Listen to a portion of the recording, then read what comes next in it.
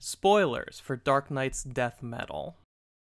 As I'm recording this, the final issue of Dark Knight's Death Metal just came out, and I just wanted to take a few minutes to talk about the Lantern content in this event, because most of it is really cool, and a lot of people might not have even seen it since it mostly happens in tie-in issues. But before we get to those, I want to address the answer to a question I had back in my video about all the different times Batman has worn a power ring, since Death Metal features Batman using a Black Lantern ring.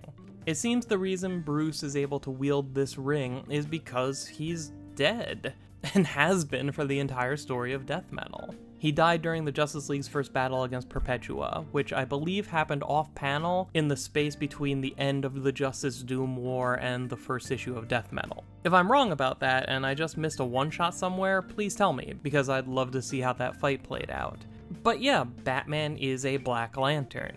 We still have no idea where that ring came from or why he's still in control of himself while wearing it, but I'm willing to forgive that since a big part of Death Metal is just having fun with all the different pieces of the DC universe, in a way that's different from what we usually get out of these big events. Why is Batman a Black Lantern? Because it'd be cool and he could command a zombie army. That's basically it, and it kinda works. The only other thing worth mentioning from the main Death Metal miniseries is the fact that Alan Scott and the core members of the JSA are among the first heroes to join Wonder Woman's cause, but they don't really do much after that. Everything after that point is just lanterns mixed into group shots whenever there's a gathering of heroes or a big fight scene. The real substantial stuff comes in the form of 3 tie-in issues: Dark Knight's Death Metal Multiverse's End, Dark Knight's Death Metal Rise of the New God, and Dark Knight's Death Metal The Last Stories of the DC Universe. Multiverse's End is a story about the Earth Lanterns splitting up and leading teams of heroes from across the multiverse on missions to the few remaining Earths with the goal of rescuing the innocent people trapped on these monitor towers, feeding power to the big bad. And that gives us a good opportunity to check in with some characters we haven't seen in a while, and inject some levity into this doomsday scenario. Especially Kyle's bit, he really doesn't like being assigned to the vampire planet. Death Metal overall is a lot sillier than its reputation would let on, and it makes sense that you wouldn't expect that if you haven't been reading it. But this issue has the luxury of being removed from the darkest and most intense parts of the story, which lets it serve as a reminder that things aren't totally grim and hopeless, though those feelings are still creeping in, and for very good reason. The group we spend the most time with is the team of Guy Gardner, Captain Carrot of the Zoo Crew, and Kid Flash from Kingdom Come. And I'm not joking when I tell you that this team is great together. Guy's tough exterior doesn't sit well with Kid Flash, who's barely holding herself together between the knowledge that her entire universe is gone and the fact that she can hear the screams of every dead Flash calling out to her through the Speed Force.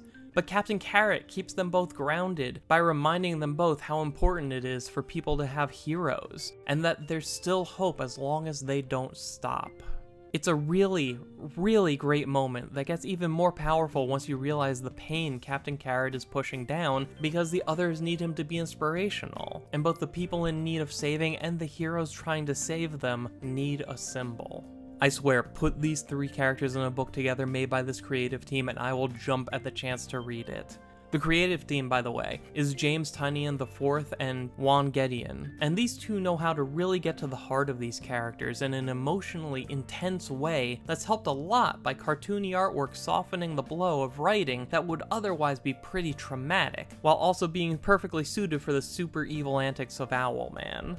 I should mention that my favorite part of this issue is the fact that Owlman hates the Batman Who Laughs and all the Nightmare Batmen because he's supposed to be the evil Batman, and all these other losers are ripping off his gimmick.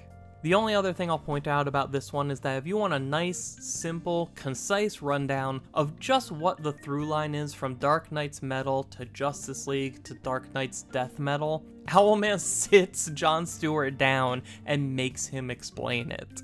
It's a pretty good explanation that's drawn beautifully, and a nice way to cut through event fatigue and get perspective on the whole thing. And it ends with the Lanterns evacuating everyone onto a spaceship to take them somewhere marginally safer, which actually leads directly into the next issue we're going to talk about, Dark Knight's Death Metal Rise of the New God. This one's pretty short. It's the final 8 pages of the issue, and shows 6 of the Earth Lanterns pooling their willpower to punch a hole in the universe big enough to drive a spaceship through, because the multiverse itself is collapsing around them as they fly to the main DC Earth. The tone of this issue is very much a continuation of what we saw Captain Carrot's team deal with last issue. Everyone's lost so much and fought so hard for so long against odds that seem impossible even by superhero standards. Only now it seems worse because everyone finally has a calm moment to let it all sink in. And even after John rallies everyone to push harder than they ever have before, achieving something they never thought would work, an even bigger challenge is waiting for them on the other side. What they hoped would be a victory was just one more leg of a marathon with no end in sight. But John knows that it isn't over as long as they still have the will to fight, which is why he tells the other lanterns to gather the passengers and start handing out Green Lantern rings. Because in the face of this crisis, we may not be capable of very much alone, but as the last few pages just proved, the combined will of many can achieve amazing things. This is a very short, very powerful story about how strong we are when we work together. That sometimes things only seem impossible because you're focusing too much on what you yourself can do, or what the group you're a part of can do, when all of you could achieve so much more by cooperating with everyone. And while that may be too idealistic to last forever, it's absolutely a necessity when faced with an extreme threat to all of us that none of us can stop on our own. This is also the first time we've seen all of these characters together in like 2 years, and it's great to see them bounce off each other like this. Credit goes to the creative team of Brian Hill and Nick Varela. They didn't have very many pages to work with, but they managed to achieve a hell of a lot with the space they had. This is the first time I've seen a gathering like this, where Simon and Jessica don't feel like the new guys. Other than John very much being put in a leadership role, this story treats all of the Lanterns as equals, one big group of peers working together to solve a problem because just one of them wouldn't cut it. This is how I always think about these characters anyway, so it was really refreshing to see that reflected in a DC comic for the first time in ages. Lastly, I want to talk about Dark Knight's Death Metal: The Last Stories of the DC Universe, an anthology that takes place the night before the final battle against the Batman Who Laughs and his army of nightmares. Everyone is gathered and are as prepared as they're ever going to be, so the issue is about how you spend what very well may be the final night of your life. What do you do? Who do you choose to spend time with? And what you come to realize about yourself in those last fleeting moments of rest.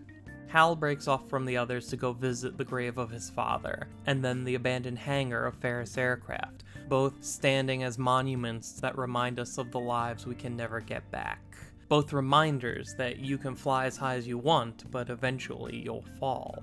On his way back, Hal passes over the Valley of the Rainbow Rings, a place filled with the rings of lanterns who died fighting the Nightmare Batman across the multiverse, each ring a monument to a life cut short. But that's not all Hal finds there. He also finds Sinestro. And unlike Hal, who wandered there by accident, Sinestro came with a purpose. He realized that tomorrow may be his last stand, and he doesn't want to die defined by fear. He came hoping to find a Green Lantern ring with a spark of power left, a chance to end his story the same way it began. And despite at first being furious at the thought of it, Hal realizes that the time for old grudges is over. With this much darkness in the world, we have to choose to bring more light into it. So he helps Sinestro cast off fear and become a Green Lantern one more time. The creative team this time is Jeff Lemire and Raphael Albuquerque. And when you read all 3 of these issues together, their story really does feel like the final, quiet, tense moment we've been building to across all 3 of these one-shots. The strain is finally getting to everyone, and even the most strong-willed among them has begun to realize that this may be the end. They have every intention of giving it their all, just like always, but they're starting to accept that they may not walk away from the coming fight, and it changes them. The look on Sinestro's face as he goes to leave, having been denied his final chance to wear the ring and uniform that meant so much to him. There's a sadness to him that I've never seen before. He's not even angry. he just realizes he lost his final chance to get back something precious. All three of these stories work amazingly well together to form an overarching, deeply personal narrative about how to deal with an overwhelming sense of dread and hopelessness. They endorse the power of a positive outlook and remind us that we're far stronger together than we are apart. Messages that fit perfectly with the mentality of the characters as they prepare to go to war for what could be the final time, while also being a pitch-perfect commentary on the real world we're currently living in. Everything Scott Snyder's done with the Justice League and Death Metal are heavily influenced by current events, and I really appreciate seeing so many other creators continue that through these one-shots, using the Green Lanterns as an example of us at our best.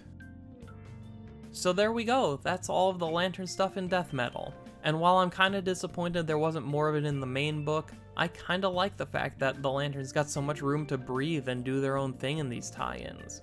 We had the chance to sit with them and experience slower-paced, character-driven stories that the core Death Metal book would not have time for.